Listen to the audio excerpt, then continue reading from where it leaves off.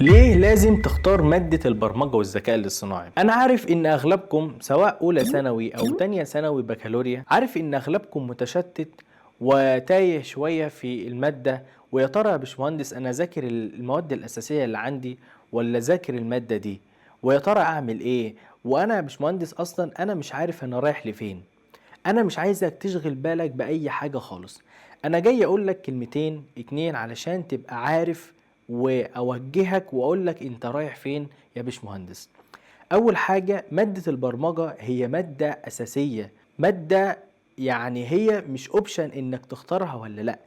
هي مادة في العصر اللي احنا عايشينه وفي 2026 لازم يبقى في حياتك AI وذكاء اصطناعي وبرمجة.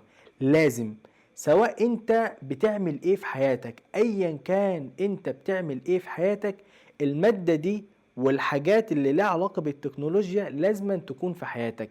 سواء انت طالب، سواء انت مدرس، سواء انت دكتور، سواء انت في كلية، سواء انت محاسب، مهندس بتشتغل في المعمار، ايا كان طبيعة شغلك وايا كان انت بتعمل ايه، الاي اي والتكنولوجيا لازم تكون في حياتك.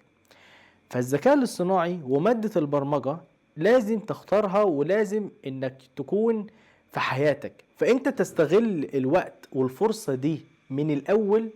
ومش عايزك تشغل بالك بأي حاجة خالص، انا عايزك تسيب نفسك خالص، وهخليك تلعب لعب بالاي اي والذكاء الاصطناعي والبرمجة. والكلام ده مش صعب طول ما انت بتحب الحاجة وسايب نفسك في الحاجة اللي انت بتحبها وبتتعلم ومتحمس ومعايا. مش عايزك تشغل بالك بأي حاجة خالص، انا عايزك تهتم، اختار المادة، وعاوزك تكون متحمس.